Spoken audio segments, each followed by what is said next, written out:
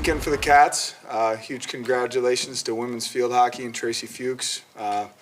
What an awesome story. To be able to come back, battle, show a ton of grit, and come away with back-to-back national championships. Really excited for Tracy, her staff, and all the women involved on that team. Really proud of our football team. Ultimately, our team showed a ton of resolve, a ton of belief, a ton of confidence. Back and forth game. Huge credit to Minnesota and Coach Fleck. That was a wild ride, and ultimately really proud of our team, and also acknowledging like there is a ton of work to be done. Starting yesterday in terms of the film evaluation.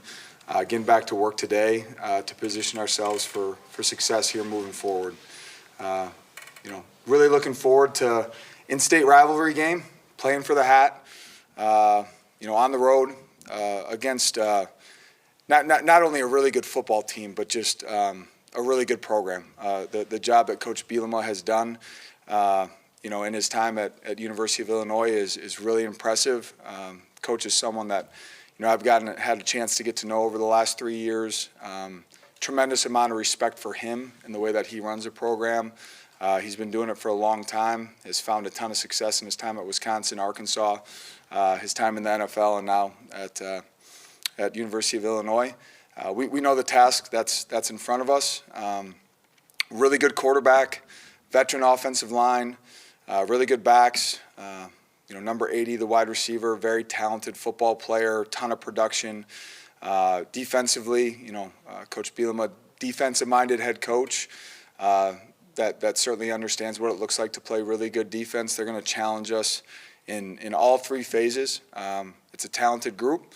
We're going on the road, and like I told the team post-game Saturday, we're treating this as postseason play. I know it's the regular season, but ultimately we're playing for a trophy in an in-state rivalry game, and our sense of urgency and the need for execution is going to be at an all-time high. But excited for this group. Yeah. Coach, this is your third hat game. You guys also have biggest transfer portal class ever, lots of newcomers. How have you kind of set the stage for what this rivalry game means for the program, and kind of previewed it for this upcoming week, showing it what it means to them? Yeah, we'll have an opportunity tonight and even tomorrow to talk about it further. But we set the tone on Saturday after Minnesota about where our focus was shifting. We talked about it again this morning. It's a big deal.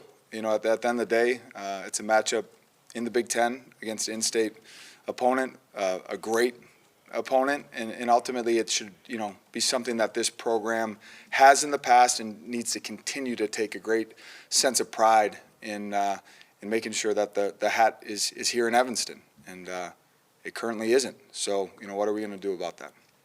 Jake, Coach, what has the whirlwind of just these past 2 weeks shown you about the character of this group? Yeah, it's it's really easy to fall into like where your mood is on that based on the result, and you can't. Ultimately, I think what this team has shown is character is truly revealed in the hard times, and hard time coming off a tough loss against Michigan, or the hard times of in-game play where you're down a couple scores. And what this team has shown is like this unwavering willingness and ability to just move on to the next opportunity and continue to focus on what we can control. It showed up in the Michigan game. Unfortunately, we fell short, and it certainly showed up against Minnesota. That middle eight was as bad as any of us, I'm sure, have been a part of. The way that we finished the second half, we get a 3-and-out to open the second half.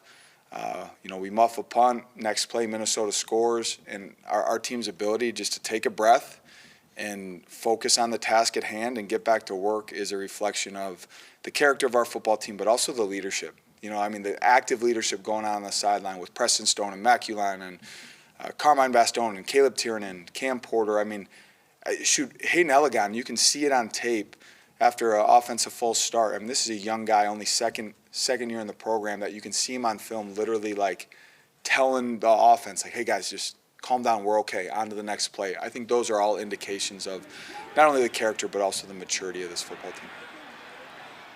Coach, you've been increasingly open about your faith this season, and after Minnesota, one of the things Preston mentioned was that you prayed over him at half. I know football is a majority Christian sport, and he said that was key motivation, but I want to ask about that in the big picture.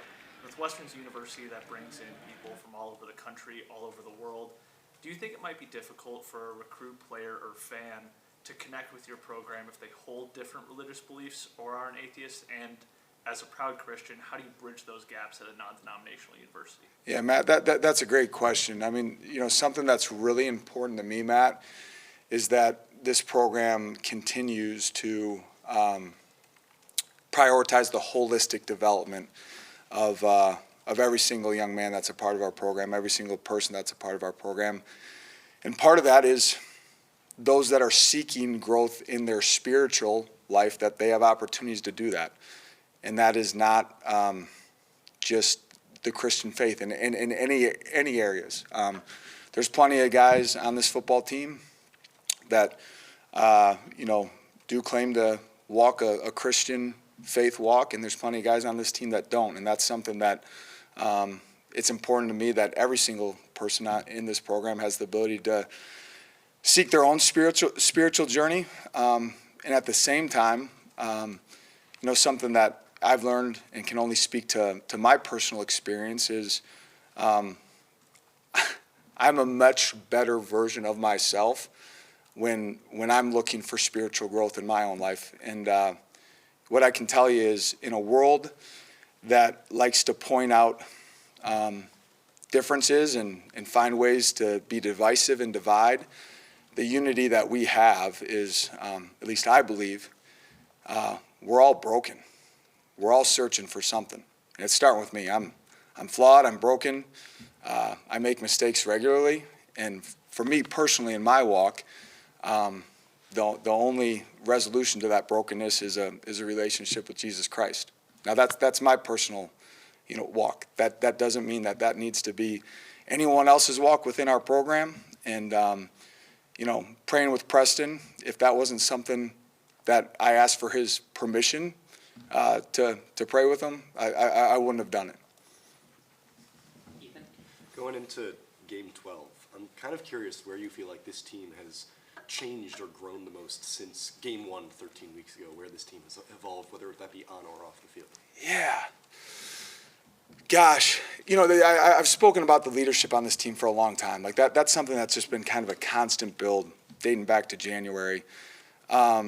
We certainly took actionable steps post first bye after Oregon to really identify the strengths of our football team. It's been really exciting to see the growth in that wide receiver room. It's easy to talk about Griff, but to see the emergence of Hayden Elegant, and I know Drew's banged up, but his emergence. Ricky Amarazi has an incredible catch against Minnesota. That's all been really, really positive. Hunter Welsing, seeing some emergence. I know Blake Van Buren's name doesn't get mentioned much, but he's blocking his butt off. It's been great to see a guy like Braden Bruss come into his own at the linebacker position. But ultimately, we talked about it today as a team. Wins don't always show up in the same form. They look different.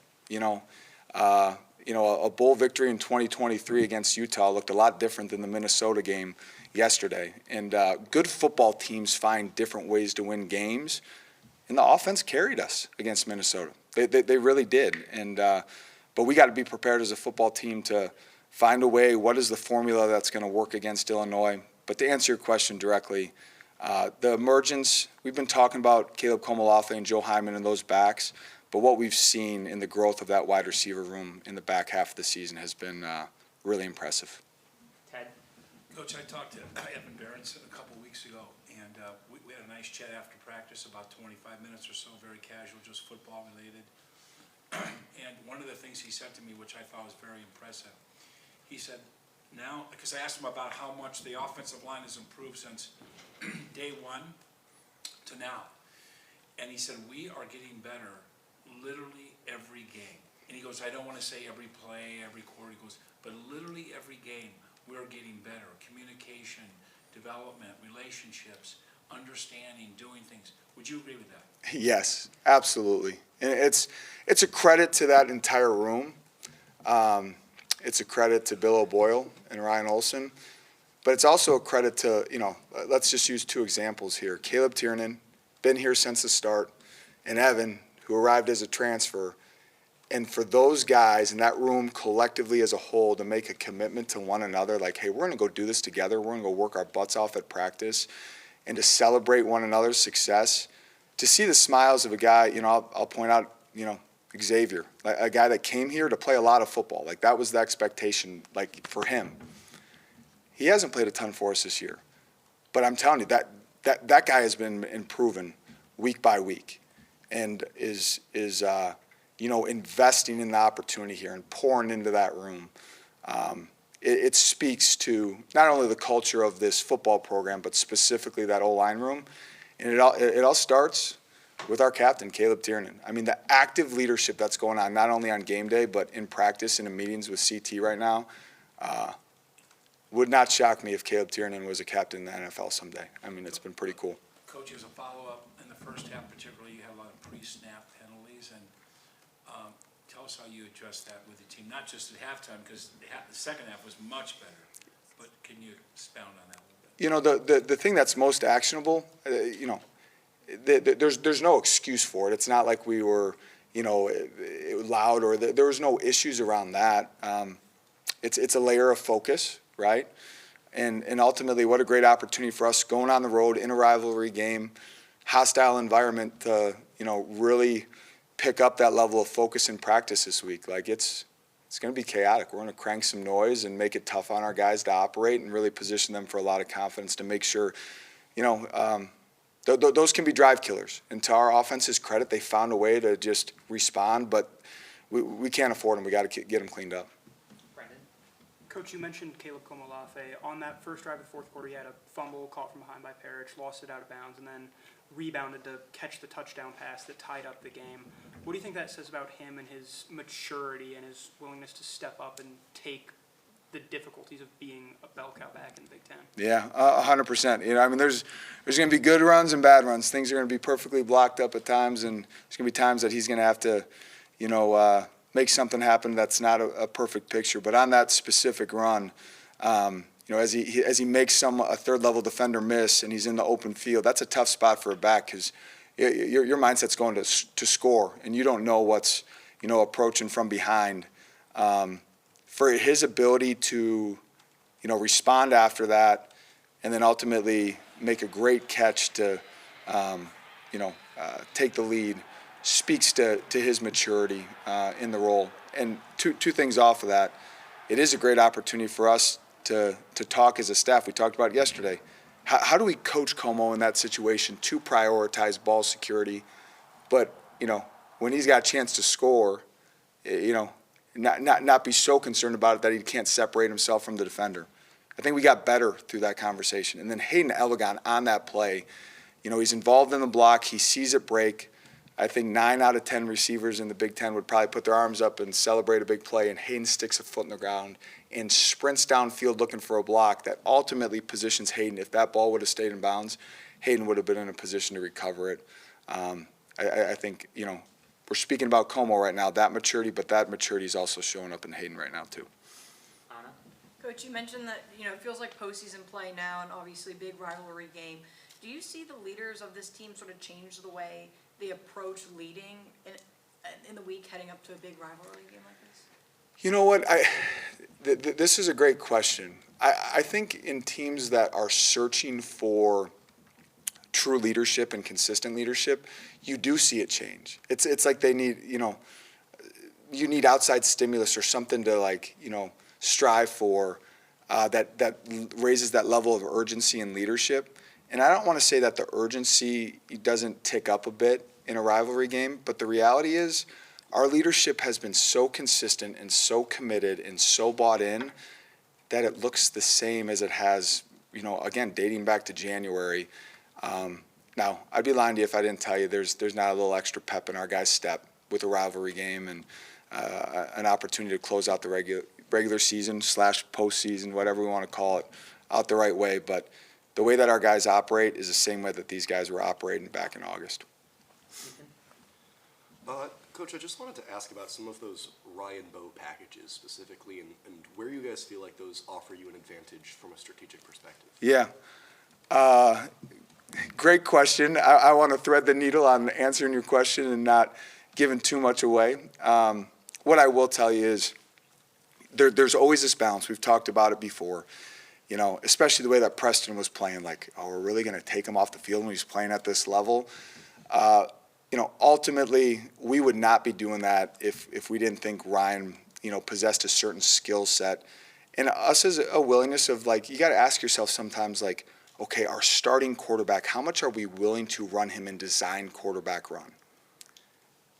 And in that balance, we believe in Ryan Bow. How can we utilize him and maximize our roster?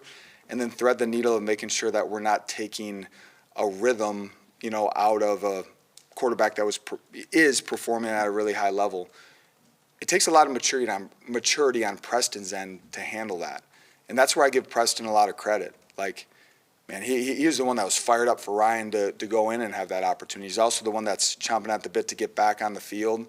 Again, I think the reflection of the way that worked and operated on Saturday is a reflection of how committed this team is to one another.